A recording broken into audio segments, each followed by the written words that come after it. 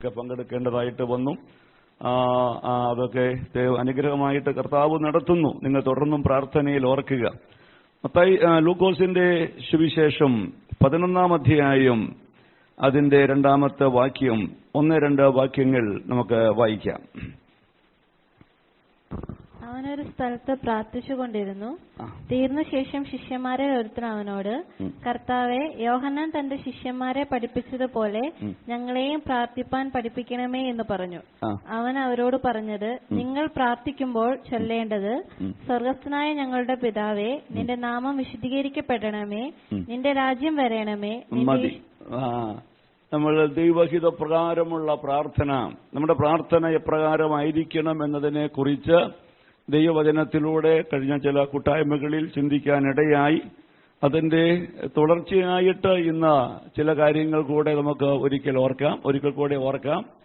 അപ്പോ വിശ്വാസത്തിലേക്ക് വന്നിട്ട് ഇത്രയും വർഷങ്ങൾ കഴിഞ്ഞിട്ട് ഇനിയും പാസ്റ്റർ ഞങ്ങളെ എന്താണ് 1-ാം പാഠം പഠിപ്പിച്ചുകൊണ്ടിരിക്കുകയാണോ, പ്രാർത്ഥിക്കാൻ പഠിപ്പിക്കുകയാണോ എന്ന് ചോദിച്ചാൽ അതിന്റെ ഉത്തരം അവിടെ തന്നെ നമുക്ക് കാണാൻ കഴിയുന്നുണ്ട്. കാരണം ശിഷ്യന്മാര് യേശുവിലെ കർത്താവ് തിരഞ്ഞെടുത്തു. കർത്താവിനെ അറിഞ്ഞ മുതൽ ശിഷ്യന്മാരും പ്രാർത്ഥിക്കുന്നുണ്ട്, അല്ലേ? അവര് പ്രാർത്ഥിക്കാത്തവരല്ലായിരുന്നു. പക്ഷെ ഒരു ദിവസം യേശു പ്രാർത്ഥിക്കുന്നത് ശരിക്കും അവര് ശ്രദ്ധിച്ചപ്പോ മനസ്സിലായി, ഞങ്ങളുടെ പ്രാർത്ഥന എന്താണ്, ശരിയായതല്ല എന്ന് മനസ്സിലായി. പ്രാർത്ഥനയിൽ ഒരു തിരുത്തൽ ആവശ്യമുണ്ട് എന്ന് മനസ്സിലായി. അപ്പൊ പ്രിയമുള്ളവരെ, നമ്മുടെ പ്രാർത്ഥനയ്ക്ക് തിരുത്തൽ ആവശ്യമുണ്ടോ? നമ്മൾ പ്രാർത്ഥിച്ചുകൊണ്ടിരിക്കുന്ന പോലെ തന്നെ പ്രാർത്ഥിച്ചാൽ മതിയോ? അതെങ്ങനെയാണ് മനസ്സിലാകുന്നത്? കർത്താവ് പഠിപ്പിച്ച പ്രാർത്ഥനയിലേക്ക് നോക്കുമ്പോഴാണ്. തിരുത്തൽ ആവശ്യമുണ്ടെങ്കിൽ നമ്മൾ തിരുത്തണം. തിരുത്തൽ ആവശ്യമില്ലെങ്കിൽ ഇപ്പോൾ പോകുന്നത് പോലെ പോയാൽ മതി. പക്ഷെ കർത്താവ് പ്രാർത്ഥിക്കാൻ പഠിപ്പിച്ചപ്പോൾ അതിൽ ആദ്യത്തെ കാര്യം നമ്മൾ ഓർത്തു, അത് ദൈവത്തെ സംബോധന ചെയ്യുന്ന കാര്യമാണ്. നമ്മുടെ മനസ്സിൽ ആ വചനമൊക്കെ ഉണ്ടോ എനിക്ക് അറിഞ്ഞുകൂടാ. നിങ്ങൾ പ്രാർത്ഥിക്കുമ്പോൾ ചൊല്ലേണ്ടിയത്, യേശു പറഞ്ഞു, നിങ്ങൾ ഇങ്ങനെ ചൊല്ലണം, സ്വർഗസ്ഥനായ ഞങ്ങളുടെ പിതാവേ എന്ന് വിളിക്കണം. പിതാവേ എന്ന് വിളിച്ചുകൊണ്ട് പ്രാർത്ഥിക്കണം. നമ്മൾ ആ സ്വർഗീയ പിതാവിന്റെ ചില സവിശേഷതകൾ എന്തൊക്കെയാണെന്ന് ചിന്തിച്ചു. ഓർക്കുന്നുണ്ടോ? നമ്മൾ പിതാവേ എന്ന് വിളിക്കുമ്പോൾ ഈ പിതാവിന്റെ ഗുണങ്ങൾ എന്താണ്, സവിശേഷത എന്താണ്? ഈ പിതാവ് മനസ്സലിവുള്ള പിതാവാണ്. നമ്മുടെ ആവശ്യവും ചോദിക്കുന്നതിന് മുമ്പേ അറിയുന്ന പിതാവാണ്, അല്ലേ? പിന്നെ എന്താണ്? നമ്മുടെ പ്രാർത്ഥനയ്ക്ക് മറുപടി തരുന്ന ഒരു പിതാവാണ്. നമ്മെ സ്നേഹിക്കുന്ന ഒരു പിതാവാണ്. ഞാൻ ഈ പിതാവ്, ദൈവം നമ്മെ സ്നേഹിക്കുന്നു എന്ന കാര്യം ഓർത്തപ്പോ മലാഖി പ്രവാചകന്റെ പുസ്തകത്തിലെ വാക്യത്തിലെ ഒരു വാക്ക് എന്നെ വീണ്ടും ഇത് വളരെ അങ്ങ് സ്പർശിച്ചു. ആ വാക്ക് ഏതാണെന്നറിയാമോ? 1-ാം വാക്യം, 1-ന്റെ 1 മലാഖി പ്രവചനം 1-ാം അധ്യായത്തിന്റെ 1-ാമത്തെ വാക്യമാണ്. അത് വളരെ ശ്രദ്ധേയമാണ് ആ വാക്ക്. അതൊന്ന് വായിച്ചേ ഒന്നുകൂടെ. പ്രവാചകം മലാഖി മുഖാന്തരം ഇസ്രായേലിനോടുള്ള യഹോവയുടെ അരുളപ്പാട്, ഞാൻ നിങ്ങളെ സ്നേഹിക്കുന്നു എന്നും യഹോവ അരുളി ചെയ്യുന്നു. ദൈവം അരുളി ചെയ്യുകയാണ്. ദൈവം പറയുകയാണ്, ഞാൻ നിങ്ങളെ എന്ത് ചെയ്യുന്നു. അപ്പോ നമുക്ക് തോന്നും, അതിലിപ്പോ ഇത്ര പ്രത്യേകത എന്താ ഉള്ളത്? ദൈവം സ്നേഹിക്കുന്നു എന്ന് പറയാൻ ഇത്ര പ്രത്യേകത എന്താ ഉള്ളത്? അപ്പോ ചോദ്യമുണ്ട്, ആരെയാ ദൈവം സ്നേഹിക്കുന്നേ? ആരെയാണ് ദൈവം സ്നേഹിക്കുന്നത്? ഈ സ്നേഹിക്കുന്നു എന്ന് പറയുമ്പോ അവർ തന്നെ തിരിച്ചു ചോദിക്കുന്നുണ്ട്, നീ ഞങ്ങളെ ഏതിനാലാണ് സ്നേഹിക്കുന്നതെന്ന്. അതിന്റെ അർത്ഥം എന്താണ്? അവർക്കിത് മനസ്സിലാകുന്നില്ല. ദൈവം ഞങ്ങളെ സ്നേഹിക്കുന്നുണ്ടെന്ന് അവർക്ക് മനസ്സിലാകുന്നില്ല. അപ്പൊ അവർ തിരിച്ചു ചോദിക്കുകയാണ്, നീ ഞങ്ങളെ ഏതിനാലാണ് സ്നേഹിക്കുന്നത്, അല്ലേ? ഇനി പ്രിയമുള്ളവരെ, 6 മുതൽ താഴോട്ട് വായിക്കുമ്പോ ദൈവം പറയുന്നത്, ഞാൻ അപ്പനാണെങ്കിൽ നിങ്ങൾ എന്നെ ബഹുമാനിക്കേണ്ടതല്ലേ? അപ്പൊ അവരെന്ത് ചെയ്യുന്നില്ല? ദൈവത്തെ ബഹുമാനിക്കുന്നില്ല. എന്നിട്ടും ദൈവം എന്ത് ചെയ്യുന്നു? എന്നിട്ടും ദൈവം സ്നേഹിക്കുന്നു. ദൈവം പിന്നെ ചോദിക്കുന്നുണ്ട്, ഞാൻ നിങ്ങളുടെ യജമാനനാണെങ്കിൽ എന്നോടുള്ള ഭക്തി എവിടെയെന്ന്. അപ്പൊ അവർ ദൈവത്തോട് ഭക്തി കാണിക്കുന്നില്ല. എന്നിട്ടും ദൈവം എന്ത് ചെയ്യുന്നു? ദൈവം അവരെ സ്നേഹിക്കുന്നു, ഇല്ലേ? താഴോട്ട് വായിച്ചു വരുമ്പോൾ അവർ ദൈവത്തിന്റെ നാമത്തെ തുച്ഛീകരിക്കുന്നു. ദൈവിക കാര്യങ്ങൾ അവർ ചെറുതായി കാണുന്നു. എന്നിട്ടും ദൈവം അവരെ എന്ത് ചെയ്യുന്നു? സ്നേഹിക്കുന്നു. അവർ യാഗം കഴിക്കാൻ വരുമ്പോ കണ്ണുപൊട്ടിയതിനെയും മുടന്തുള്ളതിനെയും ഒക്കെ എന്ത് ചെയ്യുന്നു? യാഗം കഴിക്കുന്നു. എന്നിട്ടും ദൈവം എന്ത് ചെയ്യാണ്? ദൈവം അവരെ സ്നേഹിക്കുന്നുവെന്ന്. അപ്പൊ പ്രിയമുള്ളവരെ, ആ സ്നേഹം എന്താണ്? കാരണം ആ സ്നേഹം എന്താണ് അർത്ഥമാക്കുന്നത്? അവർ തെറ്റിപ്പോയെന്നറിയാം, തെറ്റാണ് ചെയ്യുന്നത്. പ്രിയമുള്ളവരെ, ദൈവം കാത്തിരിക്കുന്നത് മടങ്ങി വരാൻ വേണ്ടിയാണ്. അവർ വീണ്ടെടുക്കപ്പെട്ട ജനമാണ്. ദൈവമക്കളെ, നമ്മൾ ഓർക്കണം, നമ്മളൊരു തെറ്റ് ചെയ്യുമ്പോഴും പാപം ചെയ്യുമ്പോഴും നമ്മുടെ ഭാഗത്ത് വീഴ്ച വരുമ്പോഴും നാം ദൈവത്തിന്റെ സ്നേഹത്തെക്കുറിച്ച് ഓർക്കണം. കാരണം ദൈവത്തിന് വേണമെങ്കിൽ ആ ഒറ്റ പാപം കൊണ്ട് നമ്മൾ എന്ത് ചെയ്യാം? നമ്മളെ ഇല്ലാതാക്കി കളയാം. പക്ഷെ ഇല്ലാതാക്കുന്നില്ല. നമ്മെ പിന്നെയും തന്റെ ശബ്ദം കേൾപ്പിക്കുകയാണ്, ദൈവാലോചന കേൾപ്പിക്കുകയാണ്. ദൈവം മടങ്ങി വരാൻ വേണ്ടി ദൈവം കാത്തിരിക്കുകയാണ്. അല്ലെ? പുതിയ നിയമത്തിൽ അതിന് ഏറ്റവും നല്ല ദൃഷ്ടാന്തം കർത്താവ് പറഞ്ഞു, ദൂർത്തുപുത്രന്റെ കാര്യമാണ്. ഈ ദൂർത്തുപുത്രന്റെ കാര്യം പഠിക്കുമ്പോ ലൂക്കോസ് 15-ൽ 3 ഉപമ യേശു പറഞ്ഞു. 1 കാണാതെ പോയ ആട്, 2 കാണാതെ പോയ ദ്രഹ്മ, 3 കാണാതെ പോയതല്ല, ദൂർത്തുപുത്രനെ സംബന്ധിച്ച് അവൻ വീട്ടിൽ നിന്ന് എന്ത് ചെയ്തതാണ്? ഇറങ്ങിപ്പോയതാണ്, വീട് വിട്ടു പോയതാണ്. പ്രിയമുള്ളവരെ, ആട് കാണാതെ പോയി, ദ്രഹ്മ നഷ്ടപ്പെട്ടു. പക്ഷെ ഈ ദൂർത്തുപുത്രൻ, അപ്പന്റെ ഇളയ മകൻ എന്ത് ചെയ്തു? അവൻ മനഃപൂർവ്വം അപ്പന്റെ വീട്ടിൽ നിന്ന് ഇറങ്ങിപ്പോയതാണ്. അപ്പോ ഈ കാണാതെ പോയ ദ്രഹ്മ കിട്ടാൻ വേണ്ടിയിട്ട് എന്ത് ചെയ്യുന്നുണ്ട്? അടിച്ചു വാരി വിളക്ക് കത്തിച്ച് തിരയുന്നുണ്ട്. കാണാതെ പോയ ആടിനെയും തിരയുന്നുണ്ട്. പക്ഷേ ഈ ദൂർത്തുപുത്രന്റെ പുറകെ ആര് പോയില്ല? അല്ലെ? എന്താ അതിന്റെ അർത്ഥമാക്കുന്നേ? അല്ലേ? ശരിക്കും ഈ ദൂർത്തുപുത്രന്റെ പുറകെ പോകേണ്ടതല്ലേ? കാരണം ദൂർത്തുപുത്രൻ മനഃപൂർവ്വം ഇറങ്ങിപ്പോയതാണ്. അബദ്ധത്തിൽ സംഭവിക്കുന്ന കാര്യങ്ങളുണ്ട്, മനഃപൂർവ്വം ചെയ്യുന്ന പാപങ്ങളുണ്ട്. മനഃപൂർവ്വം പാപം ചെയ്ത് ദൈവത്തിൽ നിന്ന് അകന്നു പോകുമ്പോൾ ദൈവം പുറകെ പോകുന്നില്ല. പക്ഷേ ദൈവം അവനെ സ്നേഹിക്കുന്നു, ദൈവം കാത്തിരിക്കുന്നു മടങ്ങി വരാൻ. അല്ലേ? ദൈവം പോയ അന്ന് മുതൽ ഈ അപ്പം കാത്തിരിക്കുകയാണ് മകന്റെ മടങ്ങി വരവിനു വേണ്ടി. പ്രിയമുള്ളവരെ, ചില നാളുകൾ കഴിഞ്ഞപ്പോ മടങ്ങി വരുന്ന മകനെ കണ്ടപ്പോ അപ്പൻ ഓടിച്ചെല്ലുകയാണ്. പ്രിയമുള്ളവരെ, നീ എന്നെ വിട്ടു പോയല്ലേ, നിനക്ക് നല്ലത് കിട്ടിയല്ലോ, നിന്റെ രൂപമൊക്കെ മാറിയല്ലോ, ഇങ്ങനെ ഇരിക്കും മോനെ എന്റെ വാക്ക് കേട്ടില്ലെങ്കിൽ എന്നൊന്നും ഈ അപ്പം പറഞ്ഞില്ല. അല്ലേ? കണ്ടാ തിരിച്ചറിയാത്ത തരത്തിൽ മടങ്ങി വരുന്ന ഈ മകനെ അപ്പൻ എന്ത് ചെയ്തു? കെട്ടിപ്പിടിച്ചു, ചുംബിച്ചു, നല്ല വസ്ത്രം കൊടുത്തു, കാലിന് ചെരുപ്പ് കൊടുത്തു, കൈക്ക് മോതിരമിട്ടു. പ്രിയമുള്ളവരെ, തടിപ്പിച്ച കാളക്കുട്ടി അറുത്തു. എന്തിനാണ് കർത്താവ് ഈ ഉപമ നമ്മോട് പറഞ്ഞത്? ഇങ്ങനെ കാത്തിരിക്കുന്ന ഒരു ദൈവമുണ്ട്, ഇങ്ങനെ സ്നേഹിക്കുന്ന ഒരു ദൈവമുണ്ട്. മലാഖി പ്രവാചകന്റെ പുസ്തകത്തിൽ പ്രിയമുള്ളവരെ താഴോട്ട് പിന്നെയും നമ്മൾ വായിച്ചു വരുമ്പോ 2:13 വളരെ ശ്രദ്ധിക്കപ്പെടുന്ന ഒരു കാര്യമുണ്ട്. രണ്ടാമത്, നിങ്ങൾ ഇങ്ങനെ ചെയ്യുന്നു, യഹോവ ഇനി വഴിപാട് കടാക്ഷിക്കുകയോ നിങ്ങളുടെ കയ്യിൽ നിന്ന് പ്രസാദമുള്ളത് കൈക്കൊള്ളുകയോ ചെയ്യാതെ വണ്ണം നിങ്ങൾ എന്റെ യാഗപീഠത്തെ എന്ത് ചെയ്യുന്നു? കണ്ണുനീർ കൊണ്ടും കരച്ചിൽ കൊണ്ടും ഞരക്കം കൊണ്ടും മൂടിക്കളയുന്നു. എന്നാൽ നിങ്ങൾ അത് എന്തുകൊണ്ട് എന്ന് ചോദിക്കുന്നു. യഹോവ നിനക്കും നീ അവിശ്വസ്തത കാണിച്ചിരിക്കുന്ന നിന്റെ യൗവനത്തിലെ ഭാര്യയ്ക്കും മധ്യേ സാക്ഷിയായിരുന്നതുകൊണ്ട് തന്നെ അവൾ നിന്റെ കൂട്ടാളിയും നിന്റെ ധർമ്മപത്നിയുമല്ലോ. ഇപ്പൊ പ്രിയമുള്ളവരെ, തറോട്ട് പിന്നെ നമ്മൾ വായിക്കുമ്പോ ഒരു കുടുംബജീവിതത്തിന്റെ അസ്വസ്ഥത അല്ലെങ്കിൽ അവിടെ അവിശ്വസ്തത അവിടെ കാണുകയാണ്. അല്ലെ? അവിടെ കാണുന്നു, ദൈവസന്നിധിയിൽ വന്ന് അവര് കരയുന്നുണ്ട്, അവര് പ്രാർത്ഥിക്കുന്നുണ്ട്. ദൈവത്തിന്റെ യാഗപീഠത്തെ കണ്ണുനീര് കൊണ്ട് അവരെന്ത് ചെയ്യുന്നു? കരച്ചിൽ കൊണ്ടും കണ്ണുനീര് കൊണ്ടും ഞരക്കം കൊണ്ടും എന്ത് ചെയ്യുന്നു? മൂടിക്കളയുന്നുണ്ട്. പക്ഷെ ദൈവം എന്ത് ചെയ്യുന്നില്ല? ദൈവം പ്രാർത്ഥന കേൾക്കുന്നില്ല, കരച്ചിൽ കാണുന്നില്ല. അപ്പൊ നമ്മൾ സാധാരണ പറയാറില്ലേ, കരഞ്ഞു പ്രാർത്ഥിച്ചാൽ കിട്ടുമെന്ന് അല്ലേ? നമ്മൾ പറയാം, കരഞ്ഞു പ്രാർത്ഥിച്ചാൽ ഉത്തരം കിട്ടുമോ? എപ്പോഴും കിട്ടണമെന്നില്ല അല്ലേ? കാരണം ചില വിഷയത്തിന്റെ മുമ്പിൽ കരഞ്ഞു പ്രാർത്ഥിച്ചാൽ പോരാ, ഒരു മടങ്ങിവരവ് ആവശ്യമുണ്ട്. ഇവിടെ സംഭവിച്ചിരിക്കുന്നത്, ഭാര്യയോട് അവിശ്വസ്തത കാണിച്ചു, ഭർത്താവിനോട് അവിശ്വസ്തത കാണിച്ചു അല്ലേ? കുടുംബജീവിതത്തിലേക്ക് വന്നപ്പോൾ ഒരു ഉടമ്പടി ചെയ്താണ് കുടുംബജീവിതത്തിലേക്ക് വന്നത്. ഭാര്യയും ഭർത്താവും തമ്മിൽ ഉടമ്പടിയുടെ ധർമ്മപത്നി എന്ന് പറയുന്നത് ഉടമ്പടിയുടെ ഭാര്യ എന്നാണ്. ഉടമ്പടി ചെയ്താണ് ഭാര്യയും ഭർത്താവുമായത്. ഈ ഉടമ്പടി ലംഘിച്ചവരുടെ പ്രാർത്ഥന പോലും ദൈവം ചെയ്യുന്നില്ല, കേൾക്കുന്നില്ല എന്നുള്ളതാണ്. ഇപ്പൊ പ്രിയമുള്ളവരെ, എന്നിട്ടും ദൈവം പറയാണ്, ഞാൻ നിങ്ങളെ എന്ത് ചെയ്യുന്നു? ഞാൻ നിങ്ങളെ സ്നേഹിക്കുന്നു.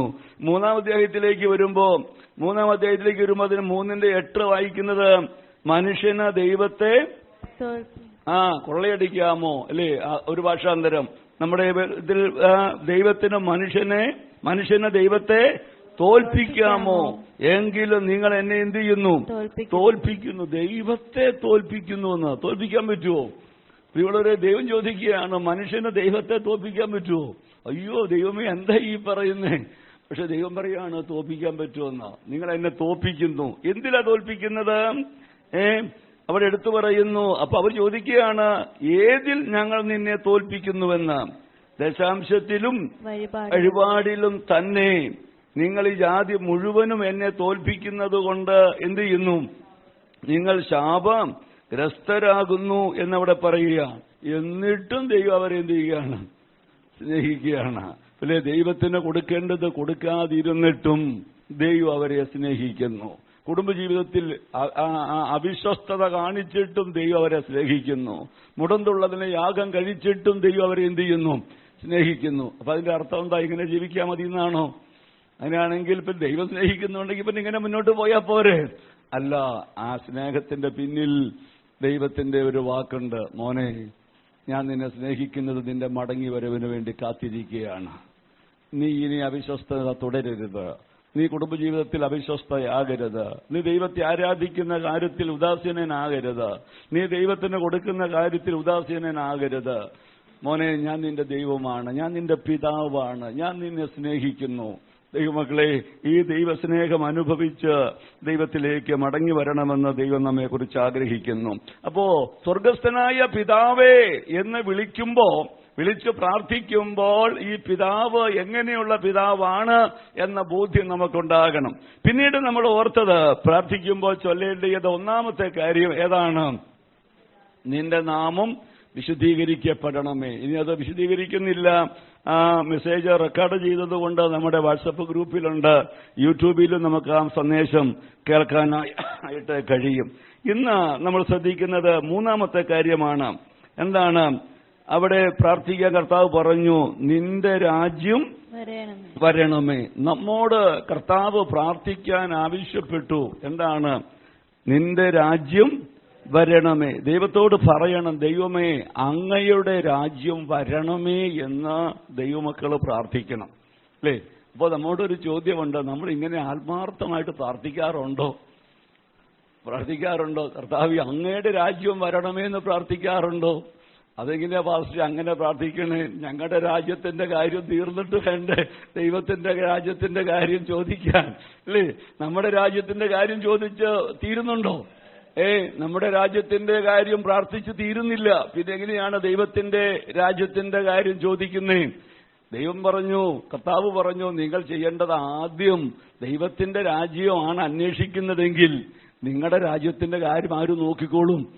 ദൈവം നോക്കിക്കോളും, അല്ലേ? അത് എത്ര ആശ്വാസം തരുന്നൊരു കാര്യമാണ്. എത്ര ഉറപ്പായിട്ടാണ് ആ വാക്ക് ദൈവം നൽകിയിരിക്കുന്നത്. ദൈവത്തിന്റെ രാജ്യത്തിന്റെ കാര്യം നാം നോക്കിയാൽ, നാം ദൈവരാജ്യം അന്വേഷിച്ചാൽ, നമ്മുടെ ജീവിതത്തിന്റെ മുഖ്യ വിഷയം ദൈവത്തിന്റെ രാജ്യമാണെങ്കിൽ, പ്രിയമുള്ളവരെ, നമ്മുടെ രാജ്യം, നമ്മൾ ഈ ഭൂമി ജീവിക്കുന്നുണ്ടല്ലോ, പ്രിയമുള്ളവരെ, നമ്മുടെ രാജ്യം എന്ന് പറയുമ്പോൾ നമ്മൾ രാജാവായിരുന്നത് മാറിയിട്ട് ആ സ്ഥാനത്തേക്കാണ് യേശു രാജാവായിട്ട് വന്നിട്ടുള്ളത്. ഇപ്പോ രാജാവ് ദൈവമാണ്. യേശുക്രിസ്തു നമ്മുടെ രാജാവാണ്. നമ്മൾ എപ്പോ രക്ഷിക്കപ്പെട്ടോ അന്നു മുതൽ യേശുക്രിസ്തുവിനെ രാജാവായിട്ട്, കർത്താവായിട്ട് എന്തിരിക്കുകയാണ്? അംഗീകരിച്ചിരിക്കുകയാണ്.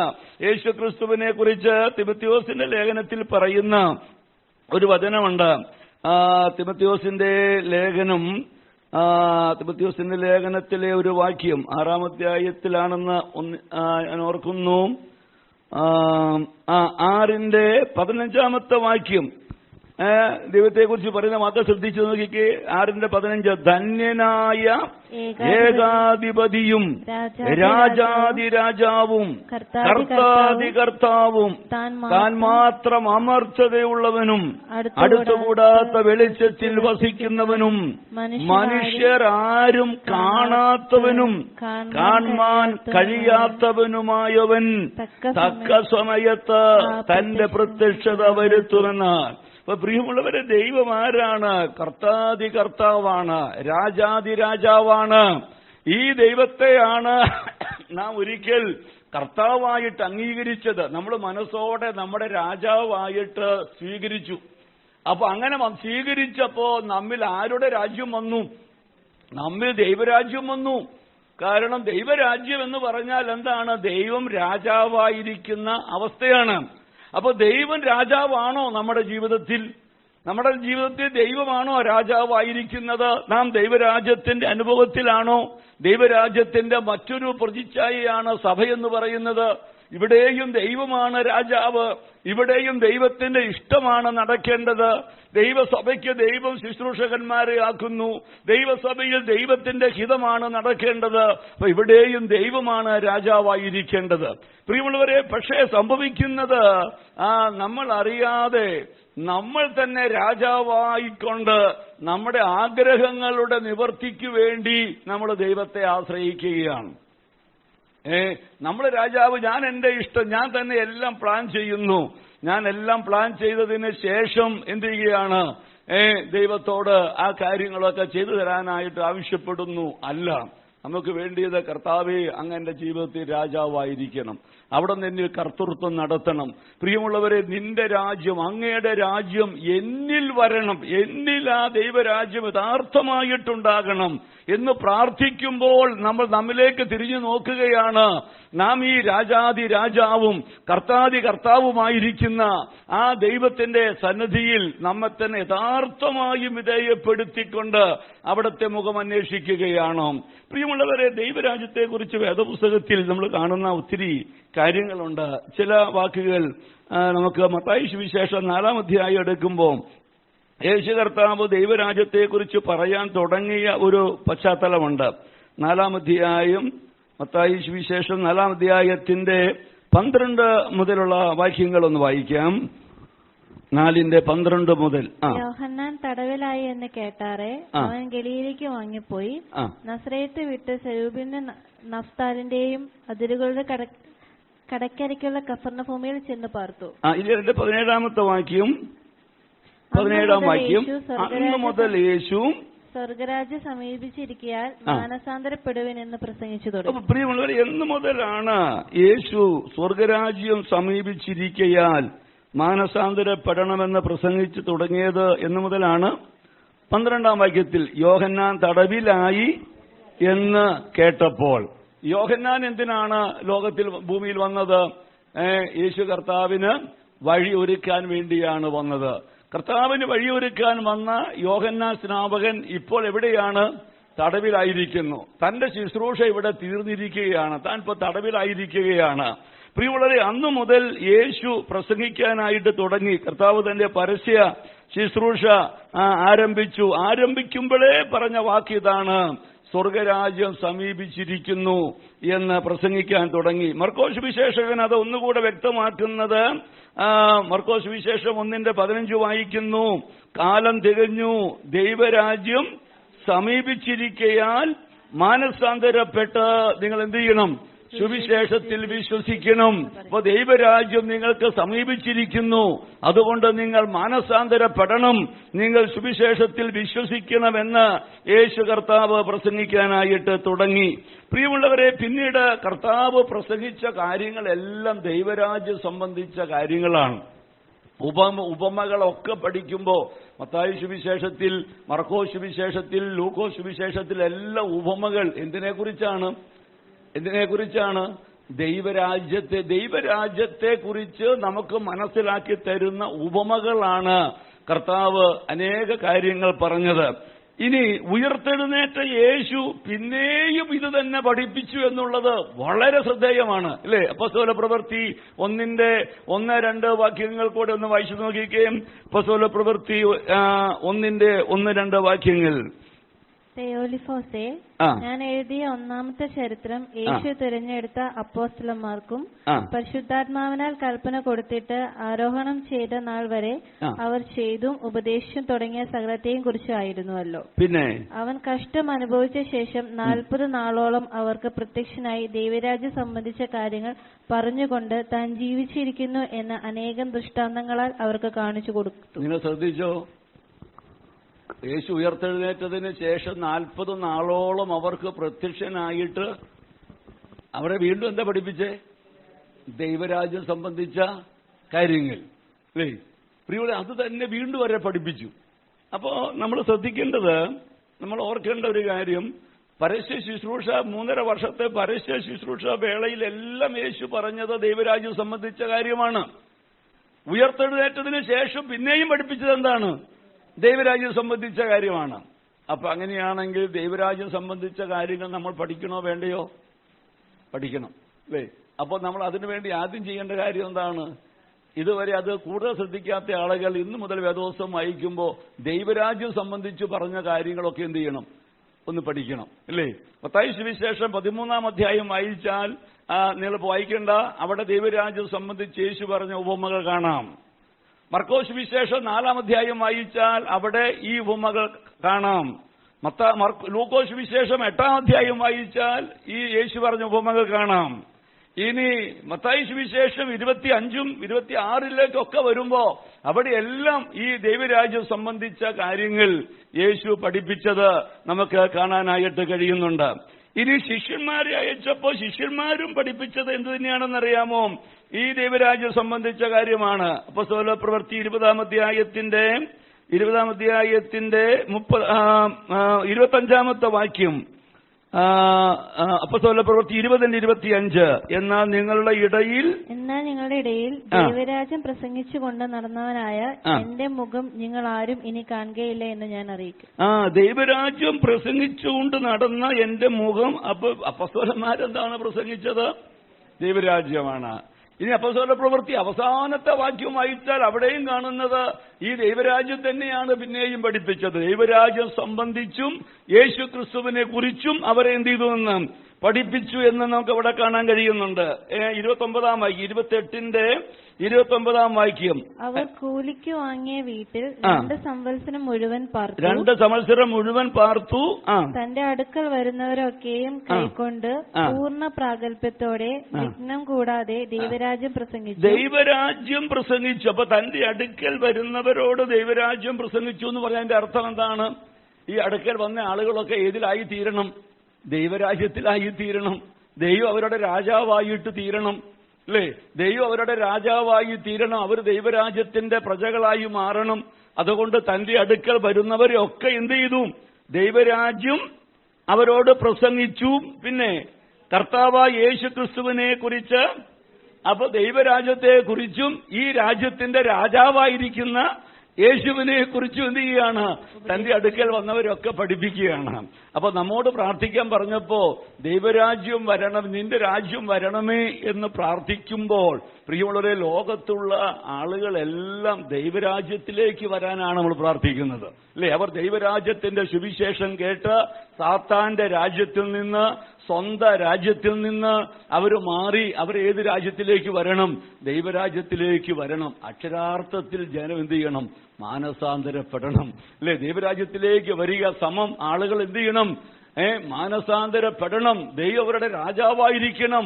അപ്പൊ ഇത് പ്രാർത്ഥിക്കുന്ന നാമും ഓർക്കണം, നാം മാനസാന്തരപ്പെട്ടു, നാം ദൈവരാജ്യത്തിലേക്ക് വന്നു. നാളുകൾ ചിലത് കഴിഞ്ഞപ്പോ ഇപ്പൊ നമ്മുടെ രാജാവാരാണ്? പറഞ്ഞേ, ഇപ്പൊ നമ്മുടെ രാജാവാരാണ്? അവരൊക്കെ പറഞ്ഞേ, യേശുവാണ്. യേശുവാണ് രാജാവെങ്കിൽ ദൈവരാജ്യത്തിന്റെ അനുഭവം എന്താണ്? റോമാലേഖനം 14-ാം അധ്യായത്തിന്റെ 17-ാമത്തെ വാക്യം. യേശുവാണ് രാജാവെങ്കിൽ ദൈവരാജ്യത്തിന്റെ അനുഭവം എന്താണ്? യേശു രാജാവായിരിക്കുന്ന ദൈവരാജ്യത്തിന്റെ അനുഭവം എന്താണ്? ദൈവരാജ്യം ഭക്ഷണവും പാനീയവുമല്ല. ദൈവരാജ്യം ഭക്ഷണവും പാനീയവുമല്ല. നീതിയും സമാധാനവും പരിശുദ്ധാത്മാവിൽ സന്തോഷവും. പരിശുദ്ധാത്മാവ്. ദൈവമാണ് രാജാവെങ്കിൽ അവിടെ എന്താണ് നടക്കുന്നത്? അവിടെ ദൈവത്തിന്റെ നീതിയാണ് നടക്കുന്നത്.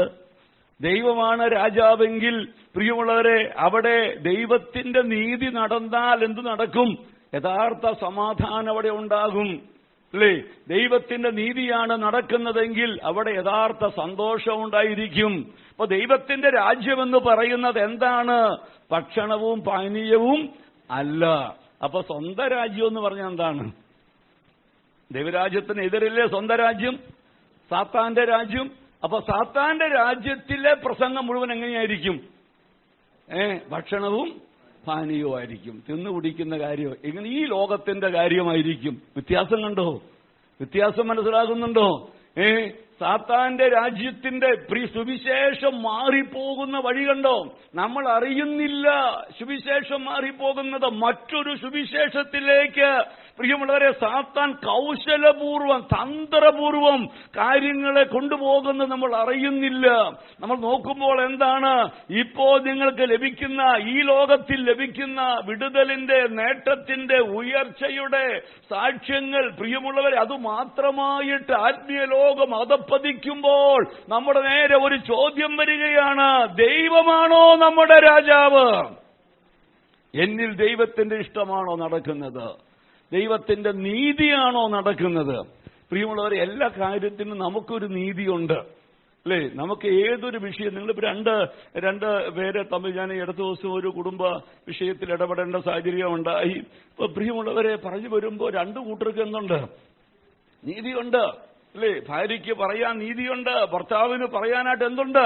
അവർക്ക് അവരുടേതായ നീതിയുണ്ട്. അപ്പോ അതാണ് സ്വന്തം രാജ്യം എന്ന് പറയുന്നത്. അതിന്റെ പേരാണ് സ്വന്തം രാജ്യം. ഇനി ദൈവരാജ്യത്തിലേക്ക് വരുമ്പോഴോ? ദൈവരാജ്യത്തിലേക്ക് വരുമ്പോൾ അവിടെ എന്ത് നിറവേറണം? അവിടെ ദൈവത്തിന്റെ നീതി നിറവേറണം അല്ലേ? അവിടെ ദൈവത്തിന്റെ നീതി. അപ്പൊ ദൈവത്തിന്റെ നീതി എന്താണ്? ദൈവത്തിന്റെ നീതി എന്താ? ഒരു ഭാര്യ എങ്ങനെ ജീവിക്കണ്ടേ? അത് വചനം പറയുന്നുണ്ട്, തിരുവെടുത്ത് പറയുന്നുണ്ട്. അതാണ് ദൈവത്തിന്റെ നീതി. ഒരു ഭർത്താവ് എങ്ങനെ ജീവിക്കണം? അത് തിരുവെടുത്ത് പറയുന്നുണ്ട്. അതാണ് ദൈവത്തിന്റെ നീതി അല്ലേ? ഞാൻ സഹോദരനോട് ഇങ്ങനെ പറഞ്ഞു, 1 പത്രോസിന്റെ ലേഖനം 3-ാം അധ്യായത്തിന്റെ 7-ാമത്തെ വാക്യം വായിക്കുമ്പോൾ ഒറ്റ വാക്യത്തിൽ ഭർത്താവിനോട് പറയുന്ന കാര്യങ്ങൾ രേഖപ്പെടുത്തിയിട്ടുണ്ട്. എന്താണ് ഒറ്റ വാക്യത്തിൽ പറഞ്ഞിരിക്കുന്ന കാര്യങ്ങൾ? നിന്റെ പ്രാർത്ഥനയ്ക്ക് മുടക്കം വരാതിരിക്കേണ്ടതിന്. അപ്പൊ ആദ്യത്തെ കാര്യം, ഭർത്താവിനോട് പറയുന്ന ആദ്യത്തെ വാക്ക്, സഹോദര നീ പ്രാർത്ഥിക്കുന്നവനായിരിക്കണം. ദൈവം നിന്നിൽ നിന്ന് പ്രതീക്ഷിക്കുന്ന ഏറ്റവും വലിയ കാര്യമാണ് നിന്റെ പ്രാർത്ഥനയ്ക്ക് എന്ത് ചെയ്യരുത്? മുടക്കം വരരുത്. അപ്പോൾ ചോദ്യമുണ്ട്, നമ്മൾ എത്രത്തോളം പ്രാർത്ഥിക്കുന്നുണ്ട്? നമ്മൾ എത്ര സമയം ദൈവത്തോട് പ്രാർത്ഥിക്കുന്നുണ്ട്? വിശ്വാസത്തിലേക്ക് വന്ന് നാളുകളായിട്ട് നമുക്ക് പ്രാർത്ഥിക്കാൻ കഴിയുന്നുണ്ടോ? പ്രിയമുള്ളവരെ, പ്രാർത്ഥിക്കുന്നില്ലെങ്കിൽ അതിന്റെ അർത്ഥം നമ്മളൊരു പരാജയമാണ്. അപ്പോ അദ്ദേഹം ഒരു പരമാർത്ഥതയുള്ള മനസ്സുള്ള ഉടമയായതുകൊണ്ട് താൻ പറഞ്ഞു, പാസ്റ്ററെ പ്രാർത്ഥനയൊക്കെ പോയിട്ട് നാളുകളായെന്ന്, പ്രാർത്ഥനയൊക്കെ നഷ്ടപ്പെട്ടിട്ട് നാളുകളായെന്ന് പറഞ്ഞു. പ്രിയമുള്ളവരെ, പ്രാർത്ഥന നഷ്ടപ്പെട്ടാൽ പിന്നെ ആരാണ് ആ വീട്ടിൽ രാജാവാകുക? പ്രാർത്ഥനയില്ലാത്ത വീട്ടിൽ പിന്നെ രാജാവ് ആരാണ്? യേശു ഒരിക്കൽ പറഞ്ഞല്ലോ, അശുദ്ധാത്മാവ് ഒരുവനെ വിട്ട് എന്ത് ചെയ്തു? പോയി. ഒരുവനെ വിട്ടു പോയി കഴിഞ്ഞപ്പോട്ട് അവൻ നീരില്ലാത്ത ഇങ്ങനെ സ്ഥലങ്ങളൊക്കെ അന്വേഷിച്ച് നടന്നപ്പോ പറ്റിയ ഒരു സ്ഥലം കണ്ടെത്തിയില്ല. അപ്പോ താൻ ചിന്തിച്ചു, ഞാൻ വിട്ടുപോകുന്ന എന്റെ പഴയ വീട്ടിലേക്ക് ഞാനൊന്ന് തിരിച്ചു ചെല്ലും. അപ്പോ തിരിച്ചു ചെന്നപ്പോ കണ്ടതെന്താണ്? അത് അടിച്ചു വാരി വളരെ മനോഹരമാക്കി ഇട്ടിരിക്കുകയാണ്. അപ്പൊ നോക്കിയപ്പോ അതിനകത്ത് ആരുമില്ല, ഒക്കെ അടിച്ചു വാരി വൃത്തിയായിട്ട് കിടക്കുന്നുണ്ട്. പുള്ളി ഒന്നോടെ നോക്കിയപ്പോ അതിനകത്ത് ആരുമില്ല. അപ്പൊ പുള്ളിക്ക് അടിച്ചു വാരി നല്ല ശുദ്ധമായിരിക്കുന്ന ഇടത്ത് കയറിയിരിക്കാൻ ഒരു പേടി ഒറ്റയ്ക്ക്. അപ്പൊ പുള്ളി പോയിട്ട് എന്ത് ചെയ്യുന്നു? പുള്ളി പോയിട്ട് തന്നേക്കാൾ ശക്തരായ 7 ദുരാത്മാക്കളെയും കൂടെ കൂട്ടിക്കൊണ്ടുവന്നു അല്ലേ? അപ്പൊ ഈ പിശാചിനും ചില കാര്യത്തിൽ പേടിയുണ്ട്. പേടിയുള്ളപ്പോ അവനും കൂട്ടിനാരെ വിളിക്കുന്നു? ആരെ വിളിക്കുന്നു? തന്നേക്കാൾ ശക്തിയേറിയ അശുദ്ധാത്മാക്കളെ വിളിക്കുന്നു അല്ലേ? ഇവരെല്ലാം കൂടെ വന്ന് ഈ മനുഷ്യന്റെ ഉള്ളിലേക്ക് പ്രവേശിച്ചു. ഇത് ആര് പറഞ്ഞതാ? കുര്യാച്ചൻ പാസ്റ്റർ പറഞ്ഞതാ? യേശു പറഞ്ഞേ അല്ലേ?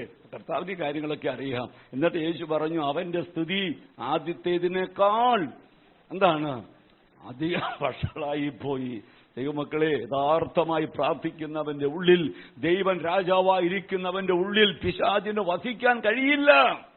ദൈവമക്കളെ, നിങ്ങളത് ഉറച്ചു വിശ്വസിക്കണം. ദൈവം നമ്മുടെ രാജാവാണെങ്കിൽ, നാം ദൈവത്തിന്റെ നീതി അന്വേഷിക്കുന്നുണ്ടെങ്കിൽ, ദൈവരാജ്യത്തെ നാം കൊതിക്കുന്നുണ്ടെങ്കിൽ, ദൈവം നമ്മുടെ രാജാവാണെങ്കിൽ അവിടെ പിശാചിന് പിന്നെ കർത്തൃത്വം നടത്താൻ കഴിയില്ല. ഇനി പിശാചിനെ ഓടിക്കാൻ മാർഗം ഒന്നേ ഉള്ളൂ. എന്താണ് ആ മാർഗം? യേശു കർത്താവായി വരട്ടെ. പ്രിയമുള്ളവരെ, ഭർത്താക്കന്മാർ പ്രാർത്ഥിക്കുന്നവരായി തീരട്ടെ. സഹോദരന്മാർ, നിങ്ങളുടെ പ്രാർത്ഥന മുടങ്ങാതിരിക്കട്ടെ അല്ലേ? പ്രാർത്ഥനയ്ക്ക് മുടക്കം വരാതിരിക്കേണ്ടതിന് എന്തൊക്കെ ചെയ്യണമെന്ന്? വിവേകത്തോടെ ഭാര്യമാരോട് കൂടെ എന്ത് ചെയ്യണം? വസിക്കണം എന്ന് പറഞ്ഞാൽ അതിന്റെ അർത്ഥം എന്താണ്? സഹോദര, അതിന്റെ അർത്ഥം എന്നറിയാവോ? ഒത്തിരി അവിവേകം കാണിക്കുന്നതാണ് അല്ലേ? ഒത്തിരി അവിവേകം കാണിക്കും. അവിടെ ഭർത്താക്കന്മാർ എന്ത് ചെയ്യണം? നമ്മളൊരു വിവേകം കാണിച്ചേ പറ്റൂ. കാരണം ഇതിങ്ങനെയാണ് അല്ലേ, ഞാൻ അങ്ങോട്ട് നോക്കാതെയാ പറയുന്നേ, അതിങ്ങനെയാണ് അല്ലേ എന്ന് പറഞ്ഞാൽ ഞാൻ പറയുന്നത് എന്റെ അഭിപ്രായമാണോ? സൃഷ്ടാവിന്റെ അഭിപ്രായമാണ്, സൃഷ്ടാവിന്റെ അഭിപ്രായമാണ്. അതുകൊണ്ട് പ്രാർത്ഥന മുടങ്ങാതിരിക്കണമെങ്കിൽ ഭാര്യമാരോടുകൂടെ എങ്ങനെ പെരുമാറണം? വിവേകത്തോടെ പെരുമാറണം, വിവേകത്തോടെ പെരുമാറണം. പിന്നെ സ്ത്രീജനം അല്ലേ, അപ്പോ ഈ സഹോദരൻ പറഞ്ഞൊരു കാര്യം, പാസ്റ്റർ ഞാനിത് കേട്ട് മടുത്തു. ഏത് കേട്ട് ഈ സ്ത്രീജനം ബലഹീന മാത്രമാണെന്ന് കേട്ട് ഞാൻ എന്ത് ചെയ്തു എന്ന് പറഞ്ഞിട്ട് അർത്ഥം എന്താണെന്നറിയാം? പാസ്റ്റർ പറയുന്ന പോലെ അത്ര ബലഹീനൊന്നും അല്ലാതെ ഈ പറയുന്നേ. ഇപ്പൊ പുള്ളിയുടെ അനുഭവത്തിൽ നിന്നായിരിക്കും ഈ പറയുന്നത്. കാരണം മടുത്തു. ഞാൻ പറഞ്ഞു സഹോദര, എത്ര മടുത്താലും ഈ വചനം മാറൂലില്ലോ. എഴുതപ്പെട്ട വചനം മാറൂലില്ലോ. അത് അങ്ങനെ തന്നെയാണ്. ആ വചനത്തിനൊരിക്കലും മാറ്റമില്ല. അതുകൊണ്ട് ബലഹീന പാത്രമെന്ന് കരുതിയേ പറ്റുകയുള്ളൂ. അവർ ജീവന്റെ കൃപയ്ക്ക് കൂട്ടവകാശികളാണെന്ന് പറയുന്നതിന്റെ അർത്ഥം എന്താ? അവര് നിത്യതയിലെത്തണം. അവരെ സ്വർഗത്തിലെ ദൈവം എനിക്കൊരു പങ്കാളിയായി തന്നിട്ടുണ്ടെങ്കിൽ എന്റെ പങ്കാളി സ്വർഗത്തിലെത്തണം. അല്ലാതെ എനിക്ക് എന്നും ചോറും കൂട്ടാനൊക്കെ ഉണ്ടാക്കി തന്ന്, തുണിയൊക്കെ അലക്കി തന്ന് ഇവിടെ എന്റെ കാര്യമൊക്കെ ഓക്കെ ആകണമെന്നല്ല. അതൊക്കെ നടക്കണം. ഭാര്യയുടെ ദൗത്യം ചെയ്യണം. പക്ഷെ ഏറ്റവും വലിയ ദൗത്യം എന്റെ പങ്കാളി സ്വർഗത്തിലെത്തണമെന്നാണ്. സ്വർഗത്തിലെത്തണമെങ്കിലുള്ള ഒരു കരുതലുണ്ടാകണം അല്ലേ? ജീവന്റെ കൃപയ്ക്ക് കൂട്ടവകാശികളാണെന്ന് ഓർത്ത് എന്ത് ചെയ്യണമെന്ന്? ബഹുമാനം കൊടുക്കണമെന്ന്. ഭാര്യമാരോട് പറയുന്ന വാക്കാണ്, നിങ്ങളുടെ ഭർത്താക്കന്മാർക്ക് നിങ്ങൾ എന്ത് ചെയ്യണമെന്ന് അല്ലേ? കീഴ്പ്പെട്ടിരിക്കണമെന്ന്. പ്രിയമുള്ളവരെ, സ്ത്രീയുടെ അലങ്കാരത്തെക്കുറിച്ച് ഇതൊക്കെ വെറുതെ പ്രിയമുള്ളവരെ പറയുമ്പോൾ ഞാൻ ഓർക്കുന്നുണ്ട്, വിവാഹവേദികളിലൊക്കെ കിട്ടുന്ന അവസരങ്ങളൊക്കെ പറയുന്നുണ്ട്. സഹോദരിമാരോടും പെൺകൊച്ചുങ്ങളോടൊക്കെ പറയാറുണ്ട്, മോളെ ഇതാണ് അലങ്കാരം. ഏതാണ്? സൗമ്യതയും സാവധാനതയുമുള്ള എന്ന് പറഞ്ഞാൽ ഇതാണ് പഠിക്കേണ്ടത്. ഭർത്താവിനോട് സംസാരിക്കുമ്പോ, വീട്ടുകാരോട് സംസാരിക്കുമ്പോ എങ്ങനെ സംസാരിക്കണം അല്ലേ? അമ്മമാരോടൊക്കെ പറയുക, മക്കളെ അങ്ങനെ പഠിപ്പിക്കണം. വിവാഹത്തിന് മുമ്പ് മക്കളോട് പെരുമാറേണ്ടത്, പെൺകുട്ടികൾ എങ്ങനെ പെരുമാറണം? സൗമ്യതയോടെ പെരുമാറണം. ഇനി അപ്പുറത്ത് പൊട്ടിത്തെറിച്ചാലും ഒരു പെൺകുട്ടിയുടെ അലങ്കാരം സൗമ്യതയാണ്, താഴ്മയാണ്. താഴ്മയോടെ പെരുമാറാൻ ആര് പഠിപ്പിക്കണം? അമ്മ പഠിപ്പിക്കണം. ശരിക്കും പറഞ്ഞാൽ അല്ലേ? കാരണം ഒരു പെൺകുഞ്ഞിന്റെ കാര്യത്തിലൊക്കെ വലിയ ഉത്തരവാദിത്വം അമ്മമാർക്കുണ്ട്, അപ്പന്മാർക്കുമുണ്ട്. എന്നാലും ഈ പെൺകുട്ടികളൊക്കെ അധികം മോഡലാക്കുന്നത് അപ്പന്മാരെയല്ല, ആരെയാണ്? അമ്മമാരെയാണ്. അതുകൊണ്ട് ഞാൻ അമ്മയുടെ കാര്യം എടുത്തു പറഞ്ഞു പോകട്ടെ. പ്രിയമുള്ളവരെ, യേശു ആരാ? ദൈവരാജ്യം കുടുംബത്തിൽ വരണം, നമ്മുടെ ജീവിതത്തിൽ അത് വരണം. യേശു പറഞ്ഞു, നിങ്ങൾ പ്രാർത്ഥിക്കുമ്പോൾ എങ്ങനെ പ്രാർത്ഥിക്കണമെന്നാ പറഞ്ഞത്? നിന്റെ രാജ്യം വരേണമേ. കർത്താവേ, ദൈവരാജ്യം വരണമെന്ന് പറയുമ്പോൾ അനേകം ആളുകൾ ദൈവരാജ്യത്തിന്റെ പ്രജകളായി തീരണം. പൗലോസ് ലീഗ അപ്പോസ്തല പ്രവൃത്തി നമ്മൾ വായിച്ച വാക്യം മറക്കരുത്. തന്റെ അടുക്കിലേക്ക് വന്ന ആളുകളെ അവിടെ ഒരു വീട് വാടകയ്ക്കെടുത്ത് അവിടെ താമസിച്ച് അവരെ ദൈവരാജ്യം സംബന്ധിച്ച കാര്യങ്ങൾ അവരെ പഠിപ്പിച്ചു. എന്തിനു വേണ്ടിയാണ്? അവർ ദൈവരാജ്യത്തിന്റെ പ്രജകളായി മാറാൻ വേണ്ടി. പിന്നെ അവർ യേശുവിനെ കുറിച്ച് പറഞ്ഞു, ഈ രാജ്യത്തിന്റെ രാജാവാരാണ്? യേശു കർത്താവാണ്. പ്രിയമുള്ളവരെ, നമ്മൾ നല്ല ഭരണാധികാരികൾക്ക് വേണ്ടി പ്രാർത്ഥിക്കുന്നു. എന്തിനു വേണ്ടിയാണ്? നല്ല ഭരണാധികാരികളാണെങ്കിൽ രാജ്യത്ത് സമാധാനത്തോടെ വസിക്കാം. അപ്പൊ യേശു രാജാവാണെങ്കിലോ? ഈ ശിഷ്യന്മാരോടുള്ള ബന്ധത്തിലേ നിങ്ങൾ ശ്രദ്ധിക്കണേ. ഈ ദൈവരാജ്യത്തെക്കുറിച്ചൊക്കെ പറയുമ്പോ ഇവർക്ക് ഭയങ്കര സന്തോഷമാണ്. ആർക്ക്? അപ്പോസ്തലന്മാർക്ക്. കാരണം അവർ ചിന്തിക്കുന്ന ഈ യേശു ഇപ്പൊ തന്നെ എന്ത് ചെയ്യുന്ന? ഇപ്പൊ തന്നെ രാജ്യം സ്ഥാപിക്കും. യേശു രാജാവാണെങ്കിൽ റോമൻ ആധിപത്യത്തിൽ നിന്ന് ഞങ്ങളെ വിടിവിച്ച് സന്തോഷപൂർണമായ സമ്പൽ സമൃദ്ധമായ രാജ്യം ഉണ്ടാകും. ഇതുവരെ ഉള്ളി കിടക്കുന്നേ. അപ്പൊ ഈ ഉള്ളി കിടക്കുന്നതുകൊണ്ട് യേശു ദൈവരാജ്യത്തെ കുറിച്ച് പറയുമ്പോഴൊക്കെ അവരുടെ മനസ്സിൽ രാജ്യം ഇപ്പൊ എന്ത് ചെയ്യുമെന്നാണ്? ഇപ്പൊ തന്നെ സ്ഥാപിക്കുമെന്നാണ്. അതുകൊണ്ടാണ് നമ്മള് അപ്പോസ്തല പ്രവൃത്തി 1-ാം അധ്യായത്തിന്റെ 1-ാം അധ്യായത്തിന്റെ 2-ാമത്തെ വാക്യത്തിലാണല്ലോ വായിച്ചത്. 40 നാളോളം എന്ത് ചെയ്തെന്ന്? ദൈവരാജ്യം സംബന്ധിച്ച കാര്യങ്ങൾ പറഞ്ഞുകൊണ്ട് താൻ ജീവിച്ചിരിക്കുന്നു എന്ന് ദൃഷ്ടാന്തങ്ങളെ കാണിച്ചു കൊടുത്തു. എന്നിട്ട് 6-ാമത്തെ വാക്യം വായിക്കാമോ? 6-ാം വാക്യം. അവർ ഒരുമിച്ച് കൂടിയിരുന്നപ്പോൾ അവർ അവനോട്, കർത്താവേ, നീ ഇസ്രായേലിനെ ഈ കാലത്തിലെയോ രാജ്യം യഥാസ്ഥാനത്താക്കി കൊടുക്കുന്നവന് എന്ന് ചോദിച്ചു. കർത്താവേ, നീ ഇസ്രായേലിന് ഈ കാലത്തിലാണോ രാജ്യം അല്ലേ? അപ്പൊ അവരുടെ മനസ്സിൽ എപ്പോഴും ദൈവരാജ്യത്തെ കുറിച്ച് കേൾക്കുമ്പോഴെല്ലാം കിടക്കുന്ന ചിന്ത എന്താണ്? യേശു ഇപ്പൊ ആരായിത്തീരും? യേശു ഇപ്പൊ രാജാവ് ഭൂമിയിൽ അല്ലേ റോമൻ ഗവൺമെന്റിനൊക്കെ അട്ടിമറിച്ച് യേശു രാജാവായി തീരുമെന്നാണ്. അപ്പൊ അവരങ്ങ് തുറന്നു പറഞ്ഞു, കർത്താവേ, അപ്പോ യേശു മരിച്ചപ്പോ അവരുടെ എല്ലാ പ്രതീക്ഷയും പോയി. പക്ഷെ ഉയർത്തെഴുന്നേറ്റപ്പോ വീണ്ടും പ്രതീക്ഷ വന്നു, ഇനി യേശു ആരാകും? രാജാവാകും. അപ്പൊ അവര് തുറന്നു ചോദിച്ചു, കർത്താവേ, ഇപ്പോഴാണോ നീ യഥാർത്ഥമായിട്ട് രാജ്യം സ്ഥാപിക്കുന്നത്? അപ്പൊ യേശു പറഞ്ഞ മറുപടി എന്താണ്? അവൻ അവരോട്, പിതാവ് തന്റെ സ്വന്തം അധികാരത്തിൽ വെച്ചിട്ടുള്ള കാലങ്ങളെയോ സമയങ്ങളെയോ അറിയുന്നത് നിങ്ങൾക്കുള്ളതല്ല. എപ്പോഴാണ് ആ രാജ്യം സ്ഥാപിതമാകുന്നത്? യേശു രാജാവായിട്ട് വാഴും, ഒരു സംശയവുമില്ല. അത് എപ്പോഴാണ്? അത് പിതാവിന്റെ സ്വന്തം അധികാരത്തിൽ വെച്ചിരിക്കുന്ന കാര്യമാണ്. അത് അറിയേണ്ട കാര്യം നിങ്ങൾക്ക് ഇപ്പൊ ഇല്ല. പക്ഷെ നിങ്ങൾ ചെയ്യേണ്ട ഒരു കാര്യമുണ്ട്. അതെന്താണെന്നറിയാമോ? എന്നാൽ പരിശുദ്ധാത്മാവ് നിങ്ങളുടെ മേൽ വരുമ്പോൾ നിങ്ങൾ ശക്തി ലഭിച്ചു യെരൂശലേമിലും യഹൂദയിലും എല്ലായിടത്തും ശമര്യയിലും ഭൂമിയുടെ അറ്റത്തോളം എന്റെ സാക്ഷികളാകുമെന്ന് പറഞ്ഞു. എന്താ അതിന്ന് മനസ്സിലാക്കി? നിങ്ങൾ ചെയ്യേണ്ട ഒരു കാര്യമുണ്ട്, നിങ്ങൾ അറിയേണ്ട ഒരു കാര്യമുണ്ട്. ഈ രാജ്യം ഇപ്പൊ തന്നെ അങ്ങ് സ്ഥാപിതമായാൽ വലിയൊരു കൂട്ടം ആളുകള് ഇതിന് പുറത്താകും. അതുകൊണ്ട് നിങ്ങൾ ഇപ്പൊ പരിശുദ്ധാത്മാവിന് വേണ്ടി കാത്തിരിക്കുക. പരിശുദ്ധാത്മാവ് നിങ്ങളുടെ മേൽ വരുമ്പോൾ നിങ്ങൾ ശക്തി ലഭിച്ചിട്ട് നിങ്ങൾ ലോകത്തിന്റെ അറ്റത്തോളം പോയിട്ട് എന്ത് ചെയ്യണം? എന്റെ സാക്ഷികളാകണം. നിങ്ങൾ ഈ ദൈവരാജ്യം പ്രസംഗിക്കണം. ഈ ദൈവരാജ്യത്തിലേക്ക് ആളുകളെ നിങ്ങൾ കൂട്ടാൻ, അതിനുവേണ്ടി ദൈവരാജ്യം അവർക്ക് പറഞ്ഞു കൊടുക്കണം.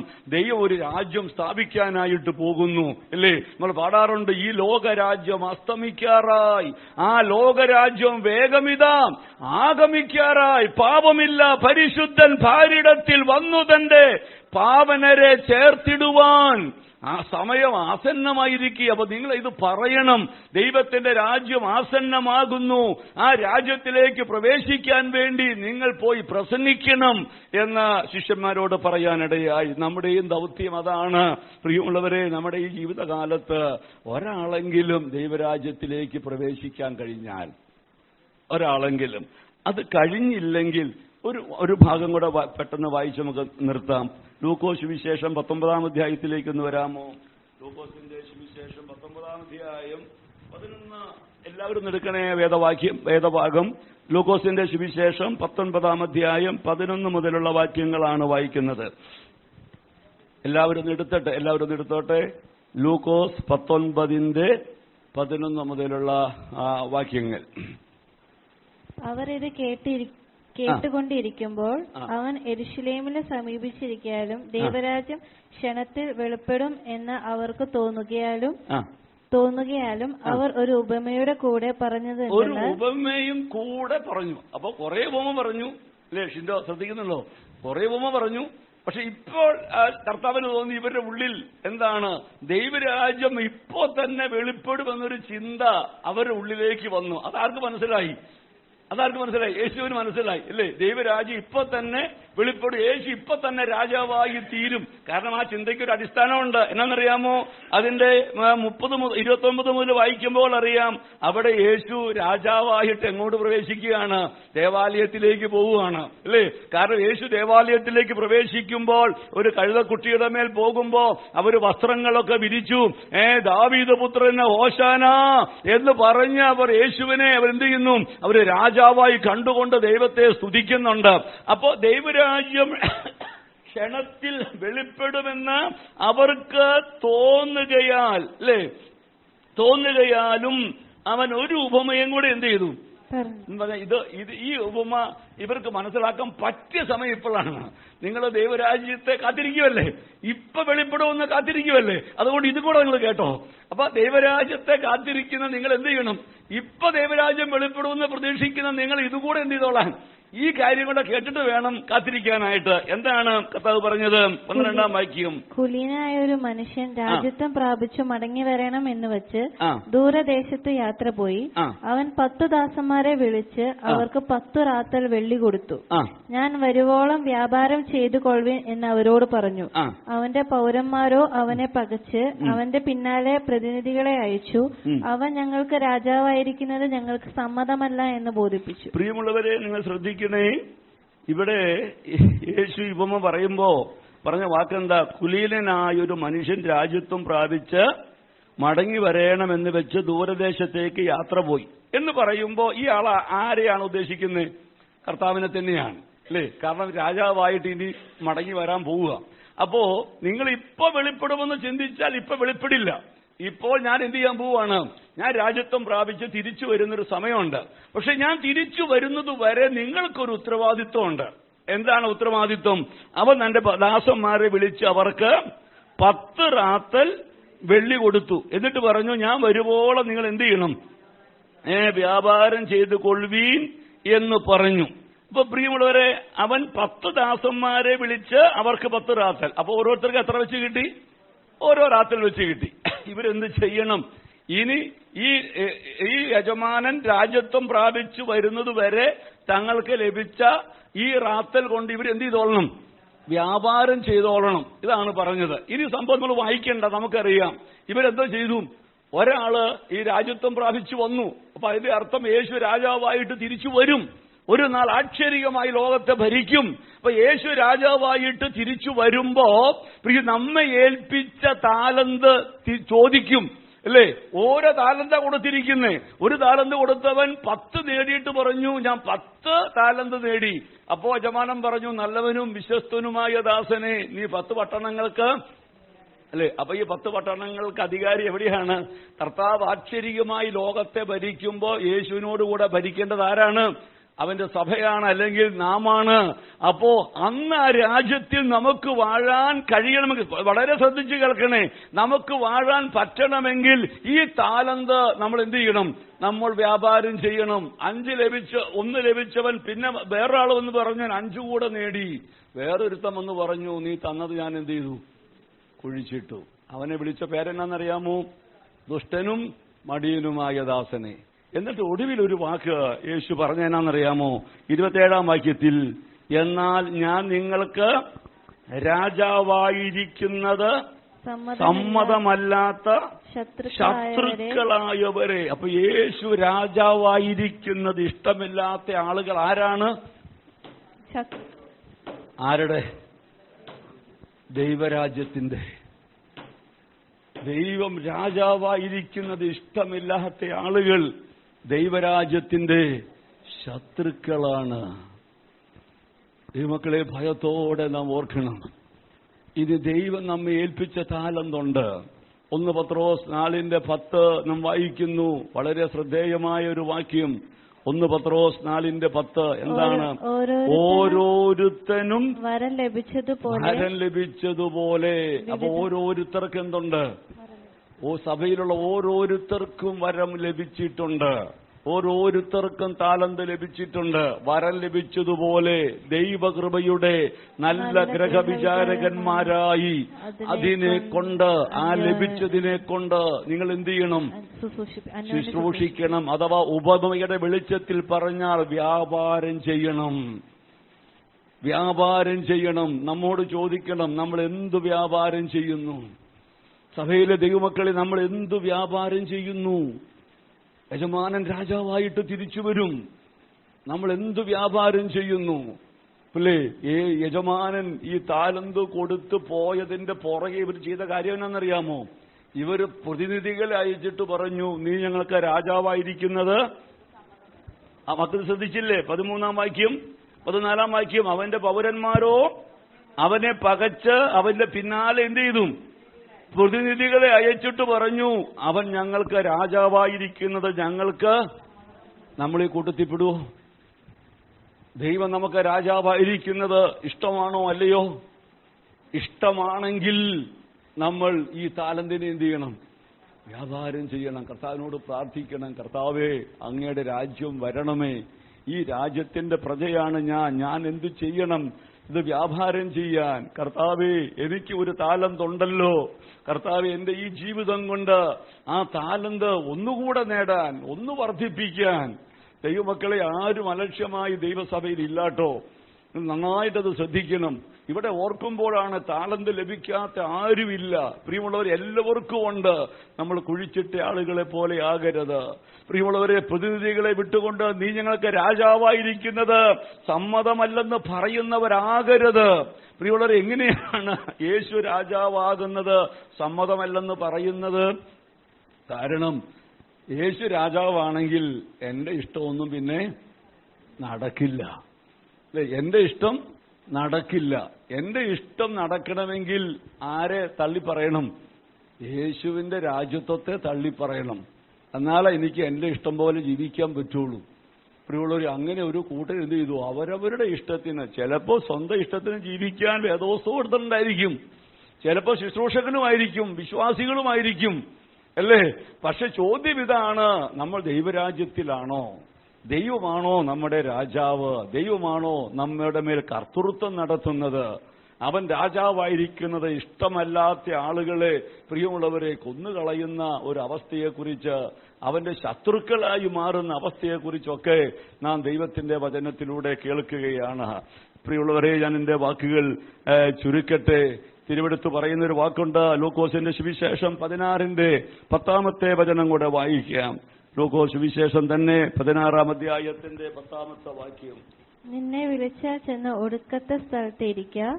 നിന്നെ ക്ഷണിച്ചവൻ വരുമ്പോൾ നിന്നോട് 16:10 അത്യല്പത്തിൽ വിശ്വസ്തനായവൻ അധികത്തിലും വിശ്വസ്തൻ.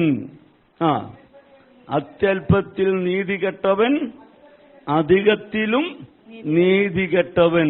പിന്നെ നിങ്ങൾ അനീതിയുള്ള മാമോനിൽ വിശ്വസ്തരായില്ല എങ്കിൽ സത്യമായത് നിങ്ങളെ ആർ ഭരമേൽപ്പിക്കും? പ്രിയമുള്ളവരെ, അനീതിയുള്ള മാമോനിൽ വിശ്വസ്തരായില്ല എങ്കിൽ സത്യമായത് നിങ്ങളെ ആർ ഭരമേൽപ്പിക്കും? സത്യമായത് നമ്മെ ദൈവം ഏൽപ്പിക്കണമെങ്കിൽ അന്യമായതിൽ നമുക്ക് വിശ്വസ്തരാകണം എന്ന് പറഞ്ഞാൽ, അനീതിയുള്ള മാമോൻ നമ്മെ ഏൽപ്പിച്ചിരിക്കുന്ന ഭൗതികമായിട്ടുള്ള സമ്പത്ത്, നമുക്ക് തന്നിട്ടുള്ള ഭൗതികമായിട്ടുള്ള കഴിവുകൾ, താലന്തുകൾ, അറിവുകൾ, പ്രിയമുള്ളവരെ, ആരോഗ്യം, ഈ കാര്യങ്ങളൊക്കെ കർത്താവിന് വേണ്ടി പ്രയോജനപ്പെടുത്തുന്നതിൽ നമ്മൾ ആരായിരിക്കണം? വിശ്വസ്തരായിരിക്കണം. പ്രിയമുള്ളവരെ, ഞാൻ എന്ന വ്യക്തി ആർക്ക് പ്രയോജനപ്പെടണം? ദൈവത്തിന് പ്രയോജനപ്പെടണം. അല്പത്തിൽ നാം വിശ്വസ്തരാണെങ്കിൽ ഉറപ്പാണ് ദൈവം അധികമായ കാര്യം നമ്മെ എന്ത് ചെയ്യും? ഏൽപ്പിക്കും. അത് കർത്താവിന്റെ വചനമാണ്. ഈ ദൈവരാജ്യത്തിന്റെ സമ്പത്ത് പ്രിയമുള്ളവരെ നമ്മെ ഏൽപ്പിക്കാൻ, കൂടുതൽ നമ്മൾക്ക് വിശ്വസ്തരാകാൻ, ദൈവത്തിനു വേണ്ടി പ്രയോജനപ്പെടാൻ, ഈ സമ്പത്ത് ഏൽപ്പിക്കാൻ തന്നതിൽ അല്പത്തിൽ നമ്മൾ ആരായിരിക്കണം? വിശ്വസ്തരായിരിക്കണം. നിങ്ങൾ കാര്യങ്ങൾ മനസ്സിലാക്കുന്നു എന്ന് ഞാൻ ചിന്തിക്കുന്നു. ഞാൻ എന്റെ വാക്കുകളെ ചുരുക്കുകയാണ്. പ്രാർത്ഥിക്കാൻ സമയത്ത് കർത്താവ് പറഞ്ഞു, നിങ്ങൾ എങ്ങനെ പ്രാർത്ഥിക്കണം? നിന്റെ രാജ്യം ഭരണമേ എന്ന് പ്രാർത്ഥിക്കണം. ദൈവത്തിന്റെ രാജ്യം എന്താണ്? അത് ഭക്ഷണവും പാനീയവുമല്ല, നീതിയും സമാധാനവും പിന്നെ പരിശുദ്ധാത്മാവിലുള്ള സന്തോഷവുമാണ്. നമ്മുടെ കുടുംബജീവിതത്തിലേക്ക് പോയത് നീതിയുടെ കാര്യം പറഞ്ഞപ്പോഴാണ്, അല്ലേ? ഭർത്താവിന് ചെയ്യേണ്ട നീതി, ഭാര്യയ്ക്ക് ചെയ്യേണ്ട നീതി, മാതാപിതാക്കൾ ചെയ്യേണ്ട നീതി, അല്ലേ? ദാസൻ ചെയ്യേണ്ട നീതി, ഒരു പാസ്റ്റർ ചെയ്യേണ്ട നീതി, ഒരു വിശ്വാസി ചെയ്യേണ്ട നീതി, ഇതെല്ലാം ഈ വചനത്തിലുണ്ട്, അല്ലേ? ഇവിടെ ഒന്നും നമ്മുടെ സ്വന്തം നീതി എന്താകരുത്? നടപ്പിലാകരുത്. വേണ്ട കർത്താവേ, എന്റെ ഇഷ്ടമൊന്നും വേണ്ട കർത്താവേ. ഇപ്പോൾ പ്രിയമുള്ളവരെ, ചിലതൊക്കെ ചെയ്യുമ്പോൾ എനിക്ക് തോന്നുന്നത് അത് നല്ലതാണെന്നാണ്. അത് നല്ലതല്ല എന്ന് തോന്നുന്നത് ചിലപ്പോൾ നിങ്ങൾക്കായിരിക്കും. അപ്പോൾ നിങ്ങൾ പറയുകയാണ്, പാസ്റ്ററേ അത് ശരിയല്ലോ എന്ന് പറയുമ്പോൾ, പ്രിയമുള്ളവരെ, തിരുത്താൻ ഞാൻ മനസ്സ് വെക്കണം, അല്ലേ? തിരുത്താനുള്ളൊരു മനസ്സ് എനിക്കുണ്ടാകണം, നിങ്ങൾക്കും ഉണ്ടാകണം. അല്ലാതെ ഞാൻ എന്റെ രാജ്യത്തിൽ ഞാൻ രാജാവായി ഞാൻ ഇങ്ങനെ ജീവിക്കൂ. ചിലർ പറഞ്ഞു കേട്ടു, ഞാൻ ഇങ്ങനെ പോവുള്ളൂ, ഞാൻ ഇങ്ങനെ ചെയ്യുള്ളൂ, ഞാൻ ഇതേ ചെയ്യുള്ളൂ. പ്രിയമുള്ളവരെ, അവിടെയാണ് നാം ദൈവത്തിന് ശത്രുക്കളായി മാറുന്നത്. കർത്താവെ, തെറ്റിപ്പോയല്ലോ, അവിടുന്ന് രാജാവായിരിക്കണം, അങ്ങയുടെ ഇഷ്ടം ചെയ്യുവാൻ എന്നെ സഹായിക്കണം. ദൈവസന്നിധിയിൽ നമുക്ക് പ്രാർത്ഥിക്കാം, കണ്ണുകൾ അടയ്ക്കാം. Thank you Lord. കർത്താവിന്റെ മേശയിലേക്ക് കൂടെ നാം അടുത്തു വരുമ്പോൾ, പ്രിയമുള്ളവരെ, ഇന്ന് ആ ആത്മീക രാജ്യം, ദൈവരാജ്യം ഭൂമിയിലുണ്ട്. ദൈവസഭ കർത്താവിന്റെ ആ രാജ്യത്തിന്റെ ഒരു പ്രതിച്ഛായയാണ്. യേശുക്രിസ്തു ഇവിടെ രാജാവായി നമ്മിൽ വാഴുകയാണ്. കർത്താവ് പറഞ്ഞു, ഈ ദൈവരാജ്യത്തിലേക്ക് നിങ്ങൾ പ്രവേശിക്കാൻ വേണ്ടി, ഈ ദൈവരാജ്യത്തിന്റെ അനുഭവം ലഭിക്കാൻ വേണ്ടിയിട്ട്, പ്രിയമുള്ളവരെ, നമ്മുടെ രാജാവ് നമുക്ക് വേണ്ടി ക്രൂശിൽ യാഗമായി തീർന്നു. അതാണ് നാം കാൽവരിയിൽ കാണുന്നത്. യേശു പറഞ്ഞല്ലോ, ഞാൻ നിങ്ങൾക്ക് വേണ്ടി സ്ഥലം ഒരുക്കാൻ പോകുകയാണ്. ദൈവരാജ്യത്തിന്റെ പ്രജകളായി മാറാൻ, ദൈവരാജ്യത്തിലേക്ക് നിങ്ങൾക്ക് പ്രവേശനം ലഭിക്കാൻ കർത്താവ് പറഞ്ഞു, ഞാൻ നിങ്ങൾക്ക് വേണ്ടി സ്ഥലമൊരുക്കാൻ പോകുകയാണ്. കർത്താവ് പോയത് എങ്ങോട്ടാണ്? നേരെ കാൽവരി ക്രൂശിലേക്കാണ്. ഗെത്സമനാ തോട്ടം മുതൽ കാൽവരിയോളം ഭാരമുള്ള ഒരു കുരിശ് ചുമന്നുകൊണ്ട് പോകുന്ന കർത്താവിനെ നമുക്ക് കാണാനായിട്ട് കഴിയും. പ്രിയമുള്ളവരെ, ആ കുരിശ് തോളിൽ വെക്കാനായിട്ട് മുറിവേൽക്കാത്ത ഒരു ഭാഗവും കർത്താവിന്റെ ശരീരത്തിലില്ല. ഒരു പടയാളി യേശുവിനെ കുരിച്ചു നിർത്തി വസ്ത്രം അഴിച്ചു വെച്ച് ചാട്ടവാറുകൊണ്ട് 39 പ്രാവശ്യം തലങ്ങും വിലങ്ങും അടിച്ചപ്പോൾ ഉഴവുകാർ നിലം ഉഴുതുമറിക്കുന്നത് പോലെ അവിടുത്തെ ശരീരം നീളത്തിൽ കീറി. പ്രിയമുള്ളവരെ, അതിനുശേഷമാണ് യേശുവിന്റെ തോളിൽ ആ കുരിശെടുത്തു വെച്ച് കാൽവരിയിലേക്ക് നടന്നു പോകുന്നത്. പല സന്ദർഭത്തിൽ യേശു വീണു. ആ കുരിശ് എടുക്കാൻ പറ്റാതെ വണ്ണം ശരീരം ബലഹീനമായത് കാണാൻ കഴിയും. അങ്ങനെയാണ് കുറേനക്കാരനായ ശീമോനോട് കുരിശ് ചുമക്കാൻ നിർബന്ധിക്കുന്നത്.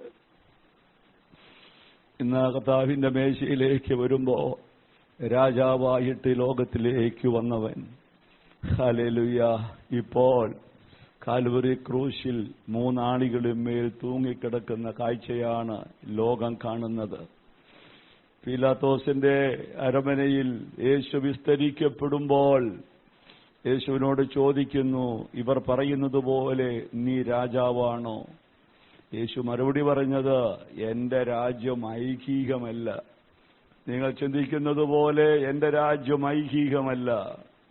അങ്ങനെ ആയിരുന്നെങ്കിൽ ആ അനേക ദൂതന്മാർ എനിക്ക് വേണ്ടി പോരാടാൻ ഇപ്പോൾ തന്നെ ഇറങ്ങി വരുമായിരുന്നു.